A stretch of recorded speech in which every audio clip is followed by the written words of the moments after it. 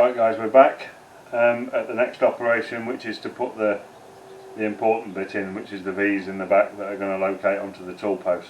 And this is win or lose territory now. There's no middle ground. It'll either be right at the end of this operation or they'll be going in the bin. So this is how I'm planning on doing it. This has been planned right from the start. Hopefully you can visualise now what I was sort of seeing in my mind. So we've got the part set up in the vise, and what I'm using to set it at 45 degrees is this 1945 setup piece that I made as an apprentice. I know that's 45 degrees, or at least it was 30 years ago. I'm sure it still is. So basically what I've done is I've used that in the vise just to cant the part up at 45 degrees. I'm sitting the base of the part down on the bottom of the vise.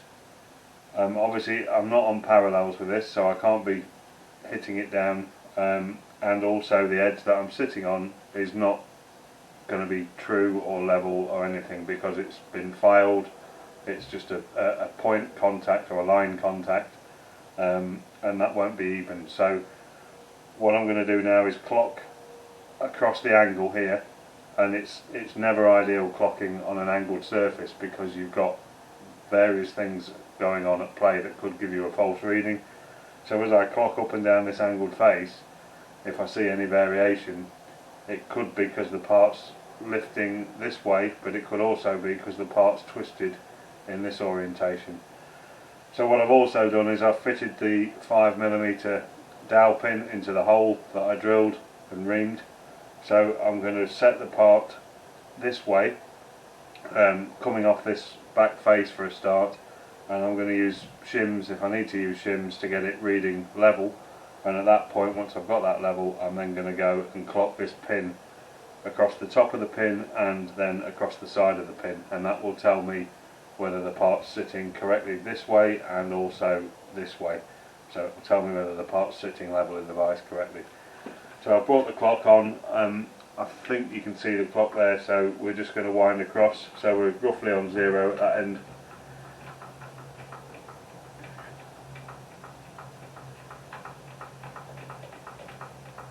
And it's dropping away about 4 thou. So I've got 4 thou drop from one end of the vise to the other. Just go back in the opposite direction, confirm that.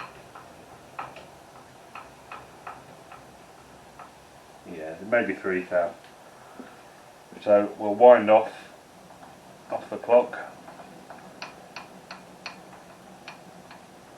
and what I'm going to do is just put a piece of shim under the front edge, because it's the front end edge that's low. So we'll take that out. I've got some various different bits of shim that I've already cut here. So I've got a 1 thick, 4 thou thick piece of shim.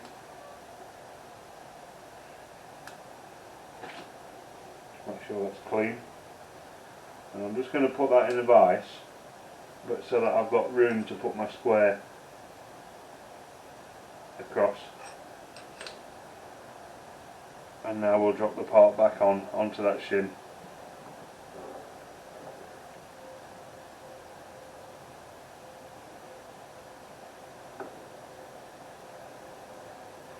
So that's sat on the shim there now.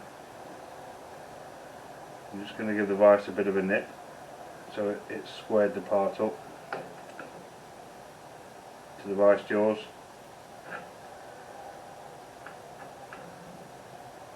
And then I'm just going to make sure it's sat down nice and tight against that setting block.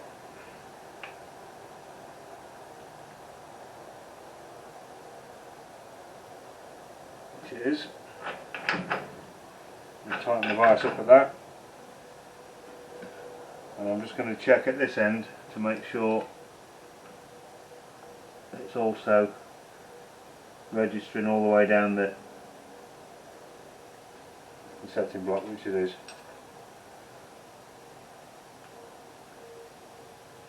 That's good. Right, we'll just try the clock check again.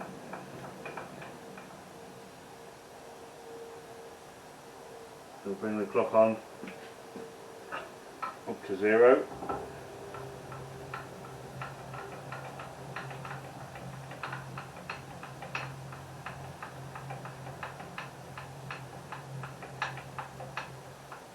So we're 0 at that end.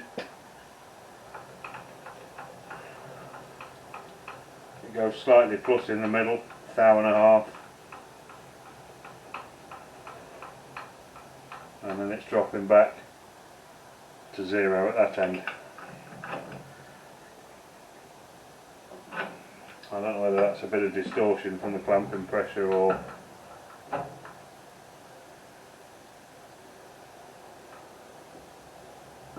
bit of stress relief from putting all, from removing all the material. And that's why I've left this important bit to the very end, because I was concerned that the part may stress relieve during the roughing, and it certainly looks like that has happened. So we're 0 at that end, plus 2 in the middle,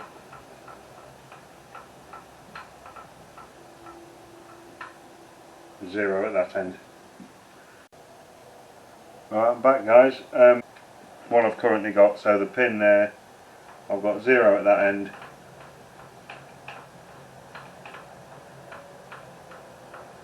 and there's about 1.5 thou just under over the length of that pin in both axes. And basically all I'm going to use the pin for is setting my cutter, and I'm going to be doing that right next to the block. So I think this is going to be okay. It's as good as I can get the block, so it doesn't matter what I've tried. It's not going to get any better than that. Right, guys, we're back. I've put a 12mm mill in the collet chuck, and I'm now going to touch off and find my X1 and X2 dimensions. And if you don't know what they are, go back to the first episode in this sort of series of episodes when I was doing the work on the whiteboard. So I'm going to find the X1 and X2 dimensions, and I'm going to take them straight off this pin by touching off the pin with the cutter. So what I'm going to do is I'm going to find the X-axis dimension first, because my X-axis is quite controllable with the graduations on the hand wheel. The Z-axis is much more difficult. It's spring-loaded. It's hard to calculate the backlash on the spring-loaded axis, and you've got gravity as well that's having an effect. So we'll use the graduations for the X-axis, and on the Z-axis I'm going to drop a clock on the table underneath the spindle, and I'm going to wind to my finished value by using a clock rather than trying to rely on the graduations. So we'll do the X-axis first. So I'm just going to drop down, and we'll wind in to somewhere near the pin. Okay, that looks to be about in the right place. And I've got a sliver of 10 micron thick shim here that I'm just going to use in between the cutter and the pin to just take a feel for when I'm at the pin.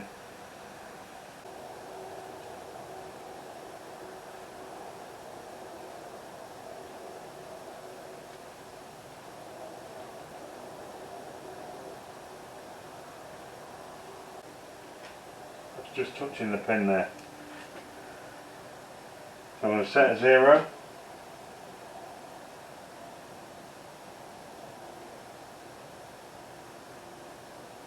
On my axis.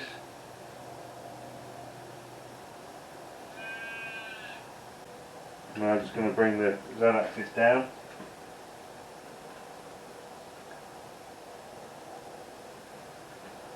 And again, I'm just going to use this bit of shim.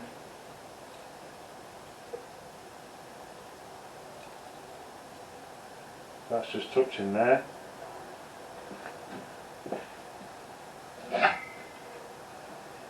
going to set a clock up on the table.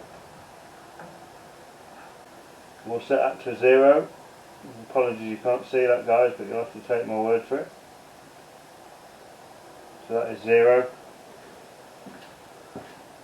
And 7.85mm is my finished size, so I'm going to move up by that amount. In fact, I'll come back to that number, make sure there's no backlash in play. There we go. So I know now that my height is set to my finished size plus 0.3, and I know that my cutter is bang on the centre of the dowel pin in the x-axis.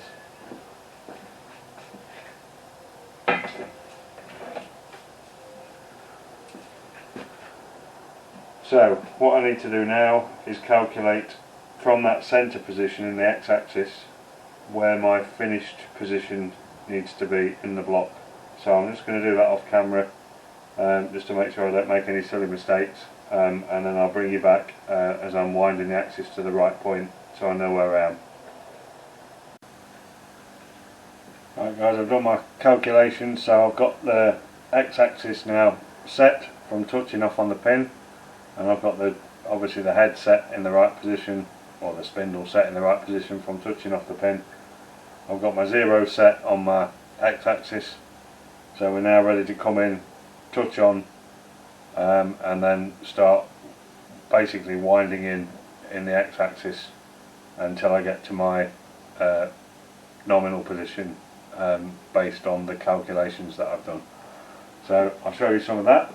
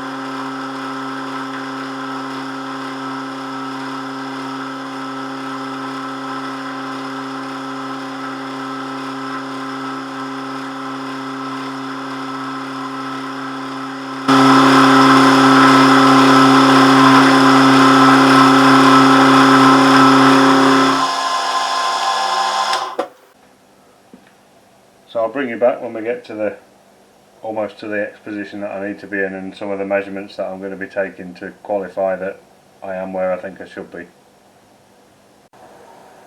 Right guys, that's got me to a roughed out state, so I'm just going to clean that up now.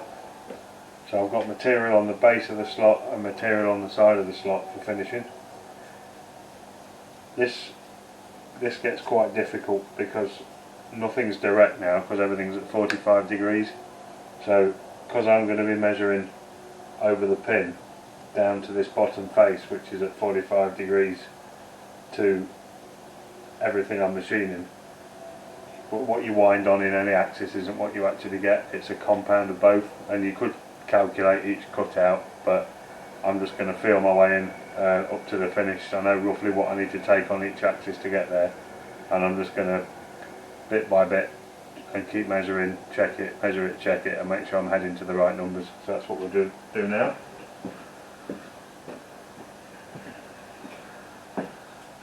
So now you'll see another good reason why I put the tool slots in before I did this, because they come in incredibly handy.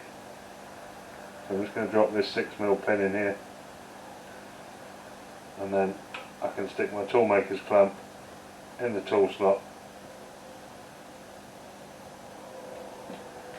Just nip the pin in place.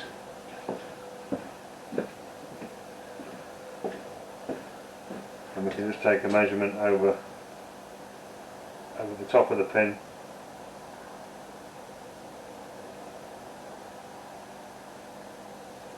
Make sure everything's clean.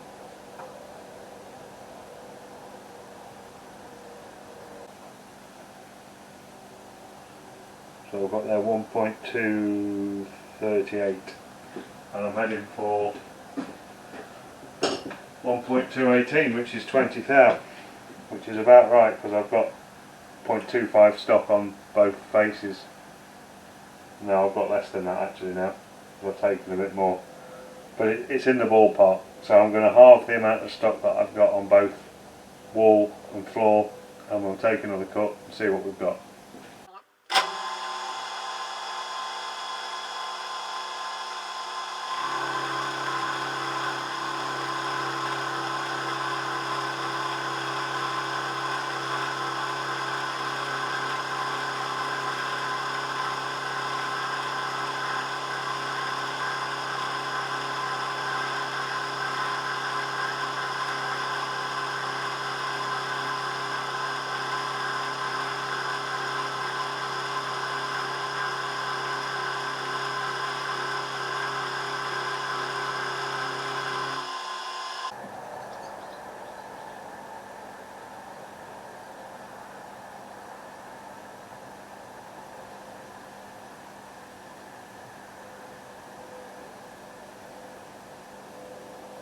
.232.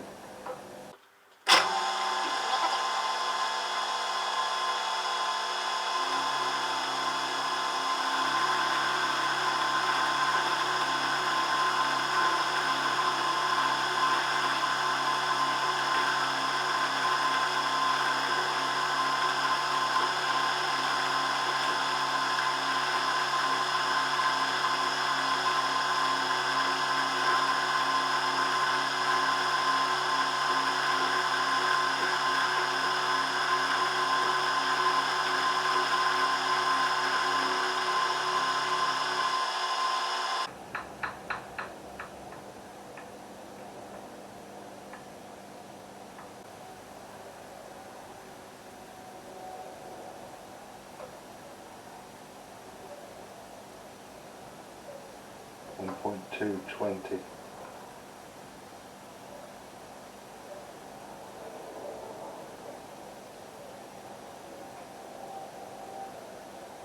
Yeah, 1.220, so a tiny bit more off. So you get the idea. I'll take another finish pass, remeasure, and then I'll bring you back when we're doing the next cut, which is to cut a parallel face on this corner. Right guys, we've got that finished now to the right size with the micrometer over the pin. So what I've done now is I've set the clock back up on the underside of the spindle, and I'm going to lift it up by 4.3mm, which is the drop to the parallel face that I need to put on this sharp corner. That's there.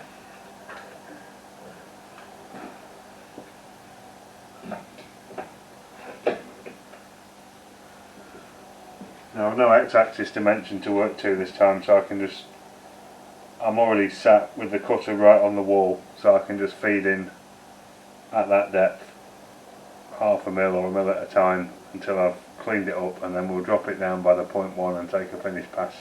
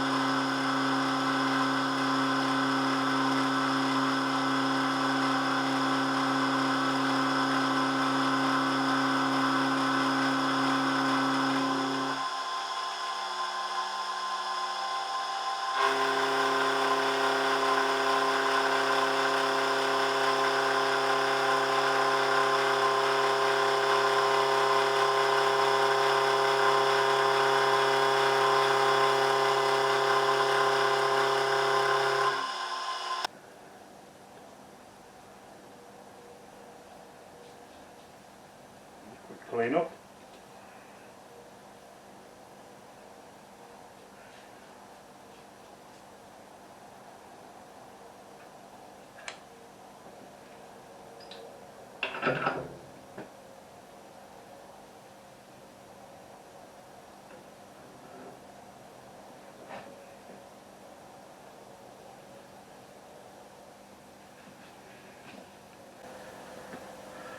So there you go, guys, that's the first side done.